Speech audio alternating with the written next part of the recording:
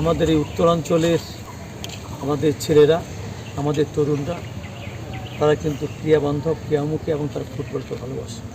একটা বিষয় অবশ্য আপনারা বলতেও পারেন যে আজকে আমাদের তরুণরা, আমাদের কিশোররা, তারা কিন্তু ক্রিয়া বিমুখ হয়ে যাচ্ছে।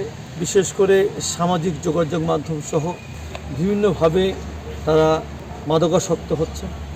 আজকে আমাদের মাননীয় প্রধানমন্ত্রী তারেক রহমান এই জন্যই কিন্তু নূতন 26 চালু করেছেন সিলেটের সেখানে জাতীয় স্টেডিয়াম থেকে।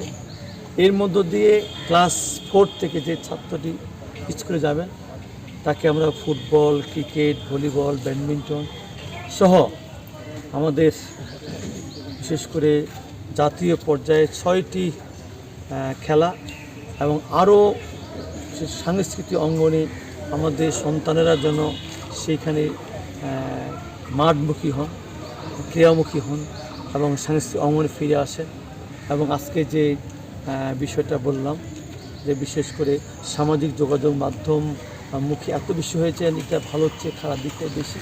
সেখান থেকে আমাদের সন্তানদেরকে, আমাদের তরুণদেরকে, আমাদের কিশোরদেরকে যদি রক্ষা করতে হয়, সেখানে ক্রিয়ার কোনো বিকল্প নাই, ফুটবল বা ক্রিকেটের কোনো বিকল্প নাই।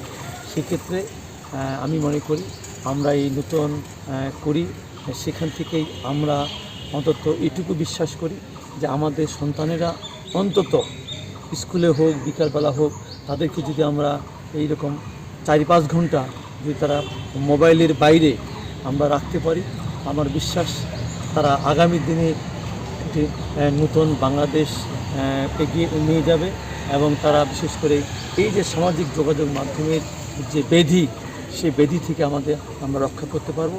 তার মধ্য দিয়ে আমরা ফুটবল, ক্রিকেট বা আরও যে খেলাধুলাগুলো আছে সেই খেলাধুলাতে আমরা আরও চৌকুশ এবং দেশ সেরা আমরা সেরকম প্লেয়ার তৈরি করতে পারবো।